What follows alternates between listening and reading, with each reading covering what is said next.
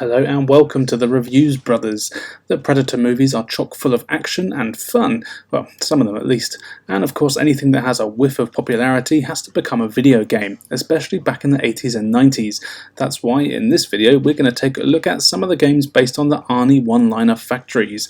So sit back, cover yourself in mud, hit that subscribe button, and let's get to the chopper. Predator for the NES is by Packin' Video, great name. Apparently it's based on the movie and is a side-scrolling action game where you take control of Arnie as he traverses jungles and enemy bases, fighting off enemy soldiers, deadly wildlife and of course the alien menace himself, the Predator. The game is pretty damn ugly and has matching controls to boot. The hit detection is terrible here and there are some enemies you just can't attack with most weapons.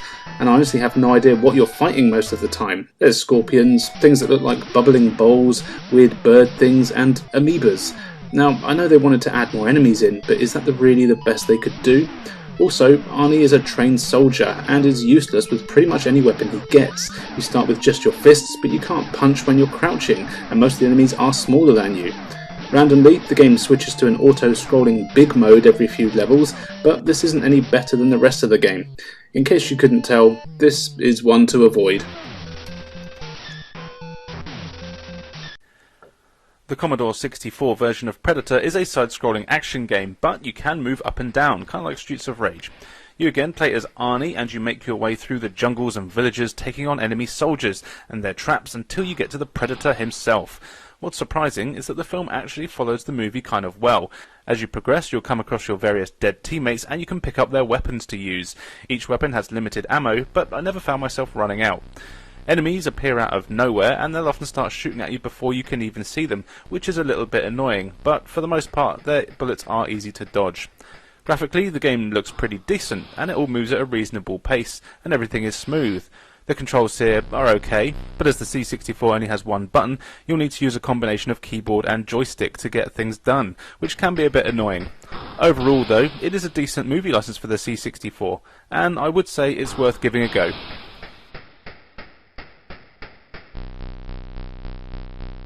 Predator 2 for the Mega Drive is an isometric shooter where you play as Danny Glover and you spend most of the time gunning down hundreds of crackhead gang members and cleaning up the streets. Your main objective is to rescue hostages on every level. The number you need to rescue depends on the difficulty setting and is kinda generous.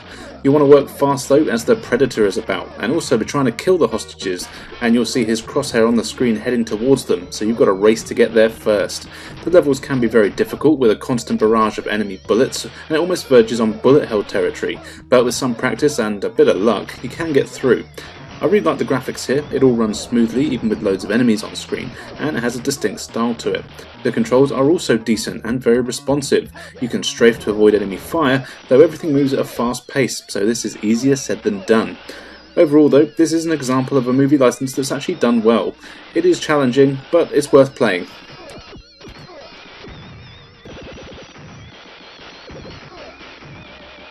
Predator 2 for the Master System is played from an isometric view, and the gameplay is essentially the same as the Mega Drive game with similar levels, enemies, weapons and bosses, and you have to still rescue hostages, but this time the scroll is constantly scrolling to the right.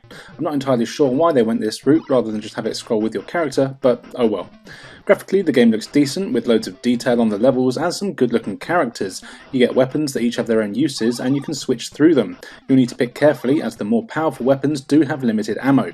The controls are decent and responsive, and everything moves pretty quickly, which can make avoiding enemy bullets tricky. This is especially true against the bosses, which are usually vehicles and blockades rather than a single enemy.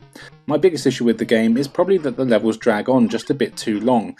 In reality, it's probably no longer than 4 or 5 minutes, but the forced scrolling does make it seem like it goes on forever. Having said that though, I did actually quite enjoy this one, and I would recommend it if you're a fan of the movie. Predator 2 on the C64 is a rail shooter. The screen is constantly scrolling and enemies come at you from all over the place. Just point your cursor on them and shoot. Simple. Well, not quite. The sheer number of enemies make this game actually pretty damn hard. There's health pickups, some more powerful weapons that you can collect by shooting scenery, and they do help a little bit, but even getting past the first level is tough. You've also got to look out for civilians that run across the screen. Shoot too many of these and it's game over. The graphics here are okay for the system, and everything is actually really smooth. Even controlling your cursor is very responsive, and it's not too hard to hit even the small enemies. You'll see the Predator appear every now and then to remind you that this is a Predator game, as otherwise you could probably just put any generic name and you would never know. The biggest issue with the game though is that the levels will go on for way too long, with most being over 5 minutes, which doesn't sound like a lot, but with the constant barrage of enemies I just needed a bit of a break every now and then. And that's about it. It's a standard rail shooter. It's fine I suppose, but don't go out of your way to play it.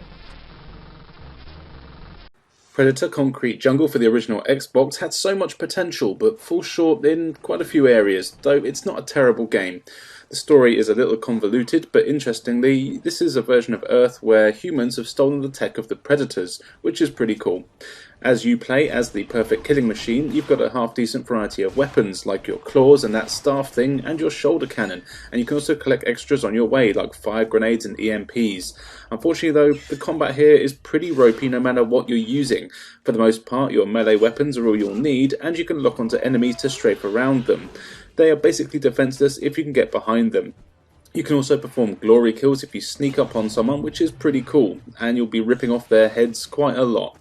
Graphically, the game actually looks quite good. The character models for enemies and NPCs are quite basic, but the environments look alright and the Predator himself looks pretty decent.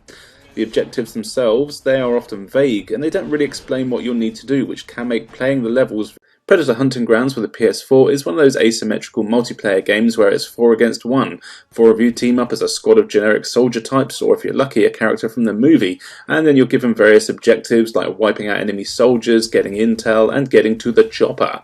Meanwhile, the other player takes control of the Predator, and guess what? You've got to kill that squad before they do their objectives. The graphics here are excellent, with lush environments and really good character models. The controls are smooth and decent, and there's some solid ideas, like the ability to cover yourself in mud so you can't be seen by the Predator's heat vision. It's a pretty fun game, and not to mention gory. Running around killing unsuspecting humans with a well-placed laser blast is very fun. Matchmaking didn't seem too great here. I'm guessing it's because it's not the most popular game, but I'd spend more time in the menus than I would have liked to. Thankfully, you do get to play for a fair while. This game is fine if you like this sort of thing, but it doesn't really do anything that other games in this genre also do.